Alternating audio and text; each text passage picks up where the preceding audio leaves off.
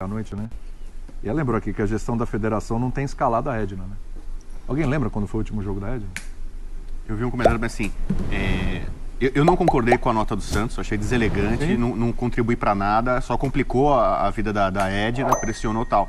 Mas também a escala da arbitragem, botar justamente para fazer um jogo... O Santos tem poucos clássicos esse ano. Sim. Talvez seja o último Santos e São Paulo do ano. O Santos e Corinthians talvez seja o último do ano.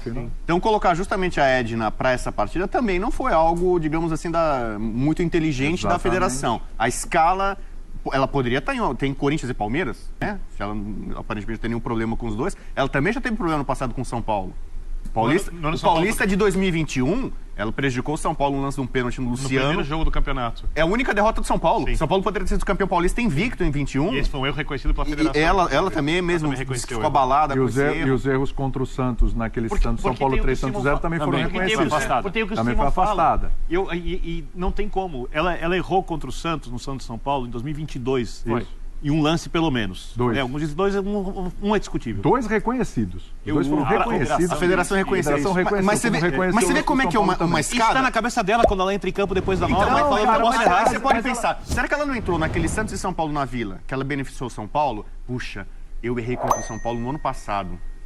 Eu fui punida, criticada, tal, pelo meu erro. Aí ela fala, cara, então, mas, por exemplo, ontem no jogo, e o Casares falou disso, tem uma falta muito fácil de ser marcada do Galopo na entrada da área, que ela não marca. Assim, não é que ela estava protegendo o Santos, mas visivelmente ela estava assim, cheia de dedos, picotando o jogo, o estilo de arbitragem dela, você não vê muito em erro capital. Aliás, ela é boa árbitra. Mas eu acho que ela é azarada. Boa árbitra. É que nem goleiro, às vezes o goleiro é bom, mas alguém chuta no ângulo, sempre a bola desvia. Jogos da Edna, vira e mexe, tem lances polêmicos como esse. Tem o Flamengo e Botafogo que a gente citou ontem, então, né? Tem árbitro que o cara também a boca é ruim e tal, mas no jogo não acontece nada, né? O cara apita jogo lá, não tem nenhum lance polêmico, fica mais fácil a arbitragem. Só que o que acontece? Então você vê uma escalada de um jogo para outro. Ela, em 2021, ela prejudicou assumidamente o São Paulo. Aí Santos e São Paulo, ela volta a apitar. Acho que foi o primeiro jogo bobeado do São Paulo que ela voltou a apitar. Ela beneficia o São Paulo contra o Santos. Aí num outro São Paulo e Santos, ela já entra, eu não posso prejudicar o Santos. Se eu tiver uma decisão duvidosa, polêmica, não sei, eu prefiro prejudicar hoje o São Paulo a prejudicar o Santos. Mas o Simon vai ficar nessa troca eterna, né? Quer dizer, então, que no próximo Santos e São Paulo ela vai prejudicar o Santos. E compensa fazer a nota. O Simon tocou num ponto correto, que é o VAR chamar num lance que deveria ser do campo. Esse é um ponto que eu também concordo. Mas a partir do momento que chamou para esse lance, mesmo um árbitro que não tivesse pressionado, cara, vendo as imagens que a gente viu, eu imagino que a tenderia a marcar.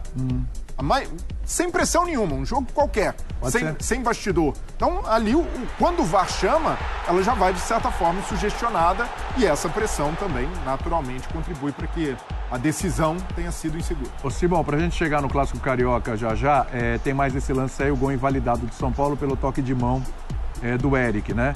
Aí, Simão, queria te ouvir porque é uma questão de regra, né? E eu acho que a gente teria que discutir a regra.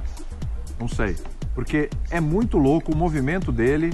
Ele não tenta tirar proveito com a mão ali da jogada para ajeitar ou para amortecer, para de alguma forma ter alguma vantagem para a bola sobrar redonda ali para ele fazer. Só para lembrar que no mínimo em 90% dos pênaltis marcados de mão na bola, o jogador intencionalmente não colocou a mão na bola, nem tentou colocar a mão em algum lugar que pudesse parecer que não tentou para tirar proveito.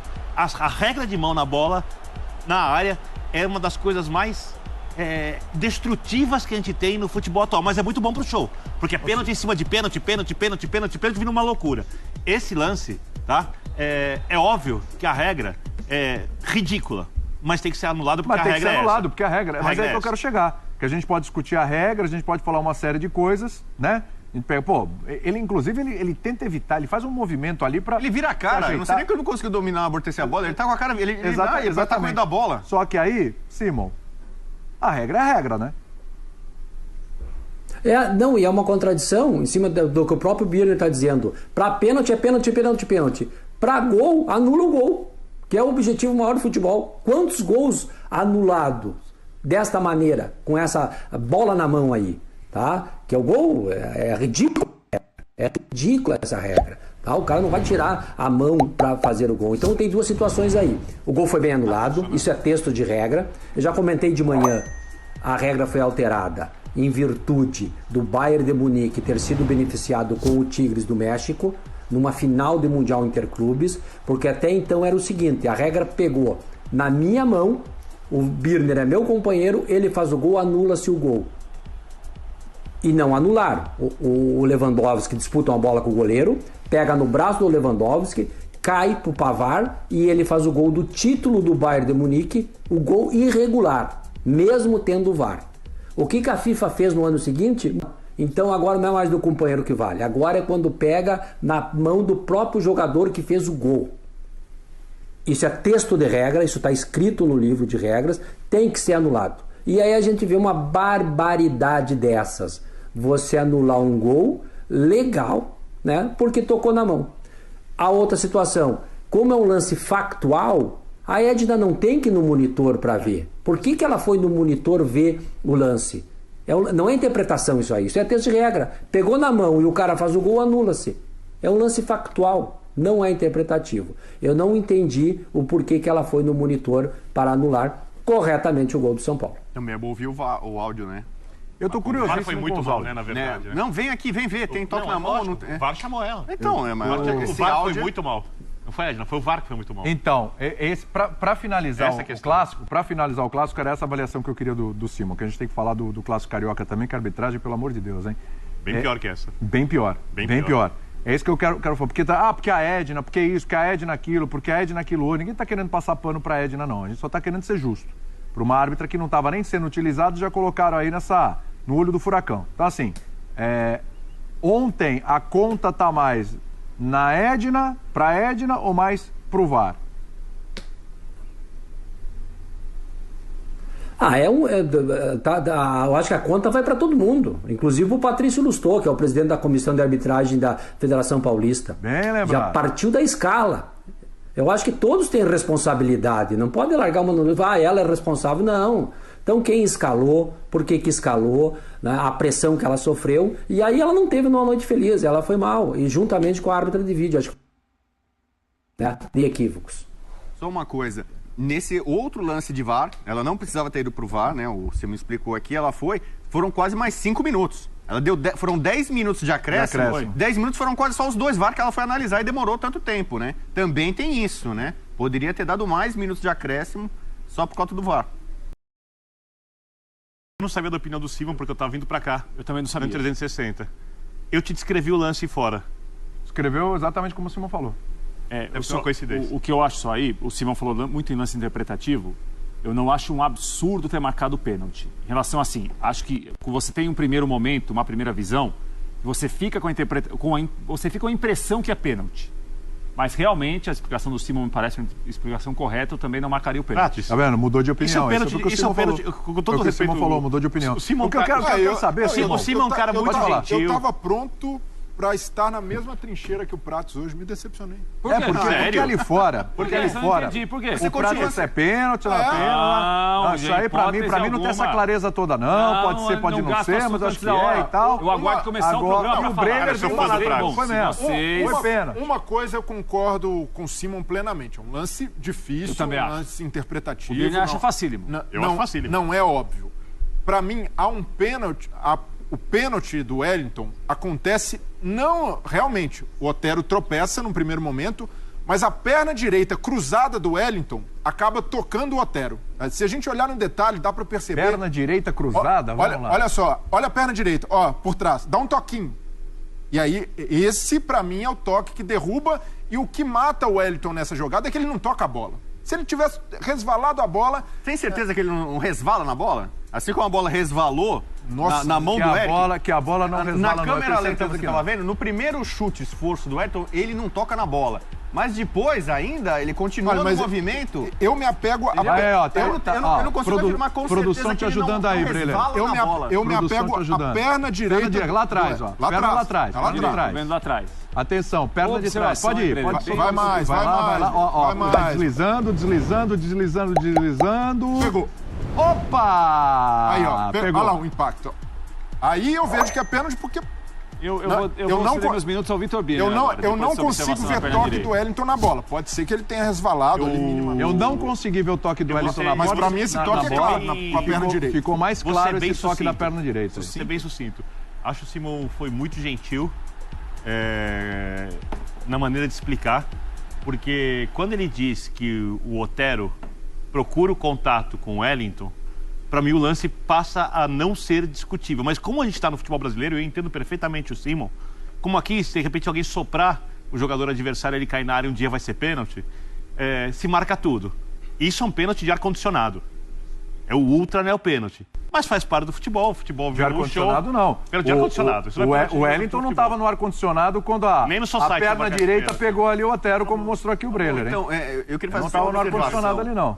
Você não gostou do pênalti de ar-condicionado? É difícil bancar o advogado do Wellington por várias razões nesse momento da vida do Wellington, né? Inclusive, ele foi imprudente. Só que imprudente não quer dizer que você cometeu um crime, né? Ou cometeu um pênalti.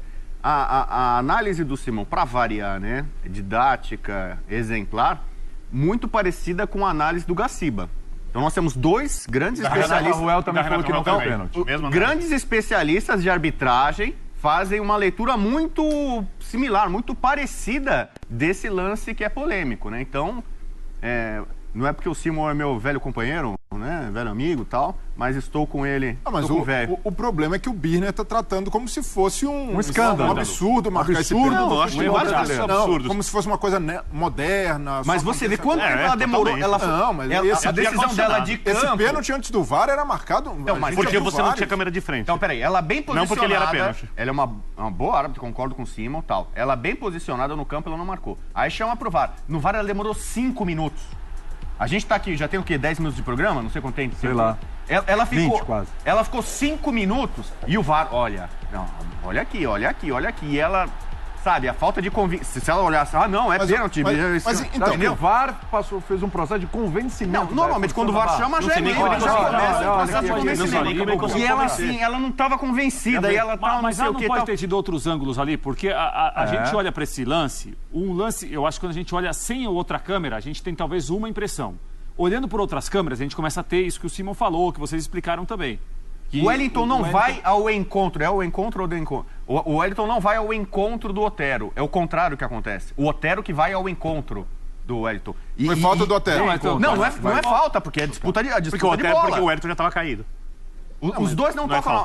Eu concordo que num primeiro momento isso acontece. Mas o Wellington, por essa imprudência continuada, que ele não consegue frear o movimento, ontem, ele toca o Otero na redação, vendo o jogo. Eu, Paulo Andrade, Calçade e Bertozzi. O Geno estava com a gente, mas depois você a mesma opinião. Quando eu vejo o lance na primeira câmera, que é a câmera aberta, eu falo pênalti. Exatamente. Pênalti. O movimento, né? O movimento assim, falei, pênalti. Né? Aí quando mostra o lance de frente, eu falo, nada. E aí todos falaram nada. Nada. Assim, mas opinião unânime. Hoje, por exemplo, o Dimas, nosso editor-chefe do Linha de Passe, falou pênalti. O Arthur, nosso editor-chefe aqui do F90. Nesse momento, editor-chefe. Esqueci do Marcel, hein? Nossa, já demitimos o Marcel, né? Não, o Arthur, nesse momento, editor-chefe. Arthur é provocador. Né? Muito. São Bernardo do Campo. Não, mas também pênalti. Pra mim, o Casares, presidente do São Paulo, reclama mais do jogo picotado do que do pênalti. Tava batendo papo hoje com o André Pligal. Pra ele, isso é pênalti, tá? Né? Achou também. Também achou que foi pênalti. Que achou que foi pênalti. E eu tô falando, e as 3 pessoas que acharam que foi pênalti, nenhuma delas é torcedora do Santos. Tô falando que, clubismo e tal. Incluo nessa. Você também, pronto, mais um, 4. E aí, não é escandaloso? Não tem escândalo. Esse escândalo que você tá propondo aí, eu não vejo esse escândalo. Escândalo é só pênalti do ar-condicionado. Isso é o pênalti do ar-condicionado. A gente vai falar dos lances do Vasco, né? Vamos falar de Vasco. William. Também pra mim é... Vamos lá, Simão, manda ver. Não, é uma questão de concepção. Se eu fosse apitar um jogo amanhã, eu ia convocar o meu amigo Birner para ser meu árbitro de vídeo. Eu sou dessa concepção, acho que o Birner é da minha ideia também. A gente já conversou algumas vezes, de que o seguinte, velho, é pênalti. Quando começa essa discussão, olha bem a quinta trava da chuteira vai pegar no bico da chuteira do outro cara. Porque começa essa discussão, assim, mas a perna pegou de refilão. Mas não sei o quê. Cara, não é pênalti. Num jogo tem 30 faltas. Dentro da área, pênalti tem uma regra específica. que foi criada já no século passado para dizer o seguinte: quando o cara ia fazer o gol, o outro ia lá dar uma voadora nele na frente. Ó, nós não podemos punir um cara que vai fazer o gol com uma falta no meio campo igual. Então vamos criar uma regra específica. Criaram. Regra 14, penalidade máxima. Tu botou na marca da Cal, você decidiu o jogo, o campeonato, decidiu a Copa do Mundo. Então, para ser pênalti em clássico, eu sempre costumo dizer, claro, exagerando, até o pipoqueiro tem que ver fora do campo de jogo, fora do estádio. Né? Porque é um pênalti. Então é isso, e tem toda essa concepção brasileira também, que o jogador, quando vê a grande área, parece que é um aquário, parece que é uma piscina, ele já começa a induzir o árbitro a se jogar, a procurar um pé, enfim. Então eu procuro analisar, e claro que não sou dono da verdade, jamais, né? Mas em cima dessa minha concepção de análise de jogo. É expulsão. É pênalti, é pênalti. Isso é o mais grave no futebol. Mas tem que ser muito claro. Nós todos concordamos que foi pênalti. É pênalti. Indiscutível. Agora, quando começa a puxar para um lado uma imagem aqui, outra ali. Mas, enfim. Diga, Berni. Porque é o seguinte. É claro, a gente não tem acesso às imagens que a Edna teve lá e tal, enfim. Tá até curioso ouvir o áudio do VAR. Por exemplo, eu não sei quais imagens ela utilizou. Se ela usou essa imagem, eu entendo ela marcar. Então, mas eu entendo ela marcar. Mas esse eu não sei quais imagens deram pra ela. E o Bubu destacou aqui, né, o tempo que ela ficou realmente ali no VAR vendo, foi muito tempo mesmo. Mas o que pode ter acontecido? O que ela não viu ali em campo que ela pode ter visto e interpretado de forma diferente ali no VAR? Será que é isso que o Breler falou aí, desse pé direito aí do Wellington?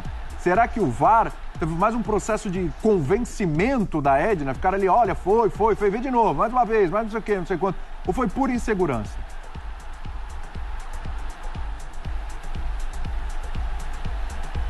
Simon, tá ouvindo a gente? Pra mim, William? Isso, pode Opa, tô ouvindo. Não, Tá. Não, pra mim foi insegurança.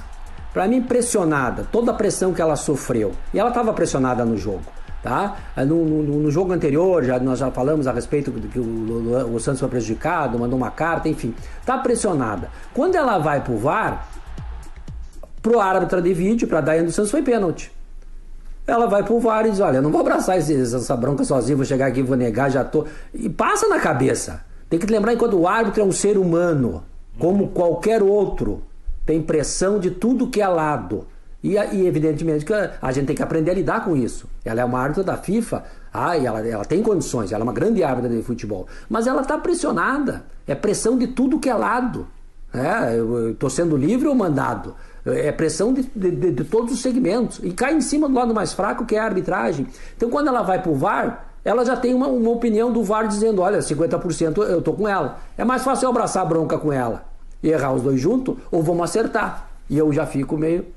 Porque a gente está vendo pressões de todos os clubes. O Rio de Janeiro escancarou de uma vez por todas, botou os clubes, escala o árbitro lá, foi o Simon, o Bill, vocês que escolhem. É engraçado, depois nós vamos entrar nesse tema do Rio de Janeiro, eles escalam e eles criticam o árbitro no dia seguinte, né? Até porque os clubes não entendem nada e não sabem nada de arbitragem e não conhecem todos os árbitros. Mas enfim, então para mim foi essa aí, ela estava pressionada, foi lá e resolveu dar o pênalti equivocadamente.